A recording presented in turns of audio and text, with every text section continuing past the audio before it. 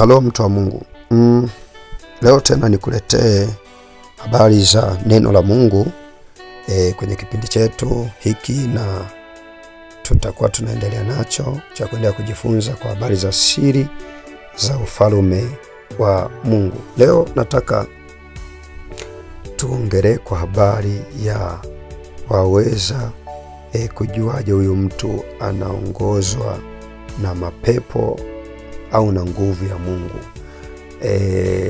Lakini pia mada hii nataka tuchambue walau ujue shetani ni nini, kwa sababu wengi wa watu wanaosali makanisani, wengi wao hawajui shetani ni nini, hawajui mapepo ni nini na yanafanyaje kazi. Mwisho wa siku wengi wao wamejikuta basi hawana uwezo wa kuzishinda hila za ibilisi shetani. Sasa leo nimekuletea mada hii ambayo nataka nikuchambulie ujue mapepo ni nini na shetani ni nini, ili katika utakapokuwa ukiendelea kuishi kwako duniani, kwa sababu ni vyema wakati mwingine ujue adui unayepambana naye yukoje, anatumia silaha gani, na huwa anafanya au anatenda kazi kwa namna gani. Leo nikuletee mada hii ambayo nataka tuigusie kuhusiana na shetani ni nini.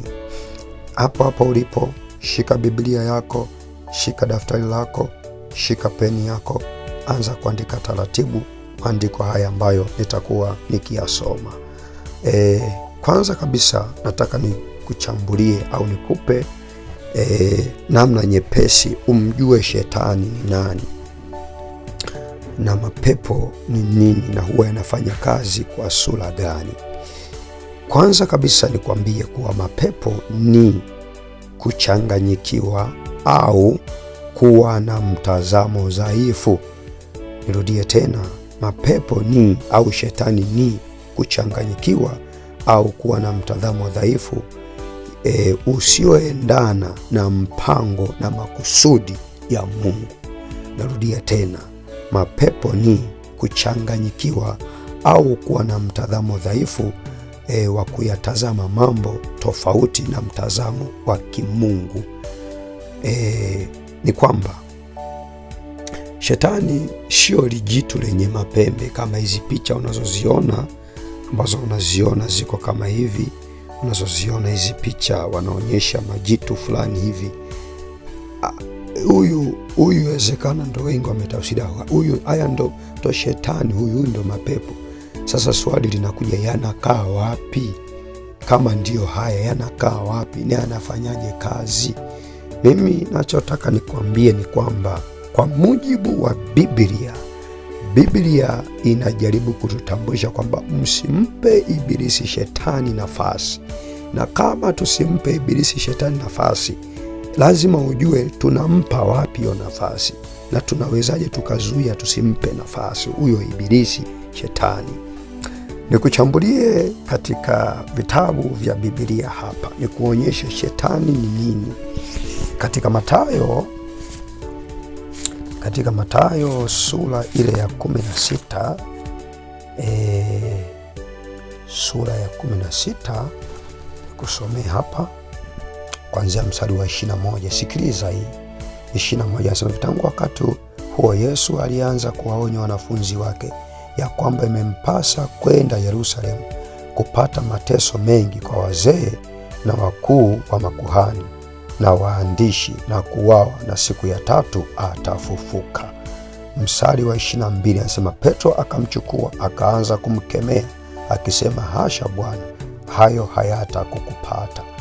Akageuka akamwambia Petro, nenda nyuma yangu Shetani, ukikwazo kwangu, maana huyawazi yaliyo ya Mungu bali ya wanadamu. Sasa swali la kujihoji, Petro hapa kwa nini aitwe au aambiwe rudi nyuma shetani? Nataka nikwambie hivi, shetani ni mtazamo potofu, ni mawazo dhaifu, ni mawazo yasiyowaza kwenye mtazamo wa kimungu. Ifahamike hapa Yesu alikuwa anajaribu kuambia wanafunzi wake kwamba mimi nitateswa, nitauawa, ni siku ya tatu nitafufuka, nitateswa na wakubwa wa makuhani. Petro anamwambia hasha, hayatakukupata. Yesu anamwambia rudi nyuma Shetani. Kwa maana nyingine ni kwamba Petro hakuwa na mtazamo sahihi wa kujua wakati na majira yatakayoweza kumpata Yesu. Yesu alikuwa ana uwezo wa kujua kwamba nini kitakachotokea mbele yake, au alikuwa na uwezo wa kugundua kulingana na hali jinsi ilivyo na nilivyovifanya na watu ambao kwa sehemu kubwa wana hasira na mimi, kwa sababu nawafumbua watu ufahamu wa wapate kuona jinsi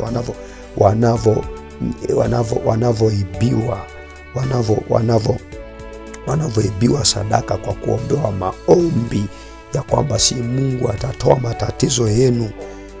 Katika Mathayo ile sura ya 23, pengine nikusomee hapa pia uone Mathayo 23 hapa kwa sehemu, ni kuonyesha kitu fulani. Mathayo 23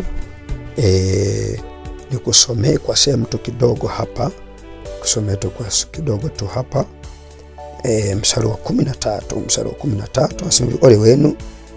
Mathayo 23 mstari wa 13 asema ole wenu waandishi na Mafarisayo wanafiki, kwa kuwa mnawafungia watu ufalme wa mbinguni, ninyi wenyewe hamwingii, wala wanaoingia hamwachi waingie. Ole wenu waandishi na Mafarisayo wanafiki, kwa kuwa mnakula nyumba za wajane, na kwa unafiki mnasali sala ndefu, kwa hiyo mmepata hukumu iliyo kubwa. Hii ni Mathayo 23 mstari wa 14. Nikusomea sasa mstari wa 32. Nisome hivi: kijalizeni basi kikombe, kijalizeni kipimo cha baba zenu, enyi nyoka, wana wa majoka, mtaikimbiaje hukumu ya jehanamu? Sasa ona hapa Yesu anaita enyi nyoka, wana wa majoka. Kwa nini hawaita hivyo? Ni zile tabia zao za kuibia watu sadaka, kwa kuambia si kwamba kwa vile wametoa sadaka wanaanza kuwaombea sala ndefu, Mungu atawabariki, Mungu atawainua. Ndo anawaita enyi nyoka, wana wa majoka. Kwa maana nyingine, munasimamisha mtazamo wa potofu wa kupotosha watu kwa kuambia kwamba si wakitoa sadaka ndo Mungu atatoa matatizo yao. Kwa hiyo unakuja unaona anawaita enyi nyoka, wana majoka. Kwa maana nyingine alijaribu kuonyesha kwamba nyinyi munawapotosha watu. Pengine nikuangalizie maandiko mengine hapa, nikusomee hapa kwa sehemu chapu. Luka 22 mstari wa 3. Sikia maandiko haya. Luka 22 mstari wa 3 hapa. Luka 22 mstari wa 3, ni kuonyeshe hapa kitu fulani. Luka 22 mstari wa 3 hapa. Sikia maandiko yanavyosema. Mstari wa 3 anasema, Shetani akamwingia Yuda aitwaye Iskarioti, naye ni mmoja wa wale tenashara. Akaondoka akasema na wakuu wa makuhani na majemedari jinsi atakavyoweza kumtia mikononi mwao.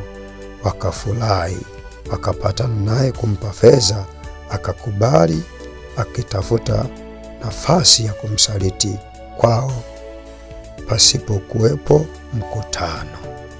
Akana tafuta msaliti Yesu. Sasa hapo nasoma maandiko sema Shetani akamwingia Yuda. Sasa alimwingiaje? Manake ni kwenye mawazo, tamaa ya mali. Alipata tamaa ya mali, kwamba kuona Yesu huyu kila siku anatafuta, alafu kuna watu wanaomtafuta wana pesa. Yeye akaenda akasema nao, mimi hebu nipeni pesa nimlete kwenu nimsaliti.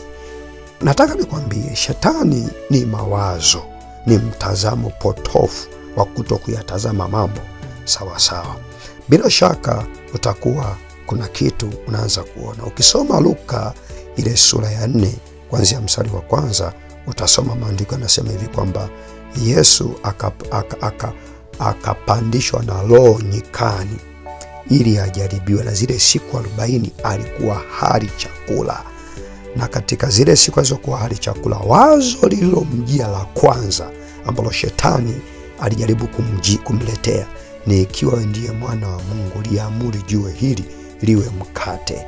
Kwa lazima ufahamu shetani ni mawazo machafu au potofu yanayokuja kinyume na mpango na kusudi la Mungu. Utakuja utaona mahali pengine alipandishwa tena akaonyeshwa miliki zote, ambaye mimi nitakupa zote hizi ukinisujudia mara moja tu. Hiyo ni kwenye Luka, hiyo nilikwambia 4 kuanzia mstari wa kwanza, ambapo utamwona Yesu alikuwa anapingana na yale mawazo kwamba imeandikwa, msujudie Bwana Mungu wako peke yake na umwabudu yeye peke yake. Lakini pia unakuja unamwona shetani au wazo hilo lilimpandisha tena juu ya kilima au juu ya mlima, kumwambia, ikiwa ndio mwana wa Mungu, hebu jitupe hapa, maana imeandikwa atakuagizia malaika zake watakuokoa. Lakini Yesu akalijibu shetani kwa ufahamu huo ambao alikuwa linamjani, ni mawazo ndani yake alikuwa yakikinzana. Yeye wazo alikuwa nalo, alikuwa analitumia kumjibu huyo shetani kwenye hayo mawazo, akana mjibu kwamba imeandikwa, usimjaribu Bwana Mungu wako. Kwa nataka nikuambie kwamba na nikuhakikishie, shetani sio haya mapicha haya unayoyaona haya ambayo ametuwekea haya mapicha ya haya mazombi, si mavampire haya. Hapana, shetani ni mawazo, ni mtazamo mbovu. Pengine nikusomea hapa maandiko, katika Wakorinto wa pili hapa. Sikia hii, Wakorinto wa pili sura ya 10 hapa. Wakorinto wa pili sura ya 10 hapa. Sikia maandiko haya, kiumbe wa Mungu. Sikia kiumbe wa Mungu, maandiko haya katika Wakorinto wa pili sura ya 10 mstari wa 5, nasema hivi: tukiangusha mawazo na kila kitu kijiinuacho au kijiinuacho juu ya elimu ya Mungu, na tukiteka nyara kila fikra ipate kumtii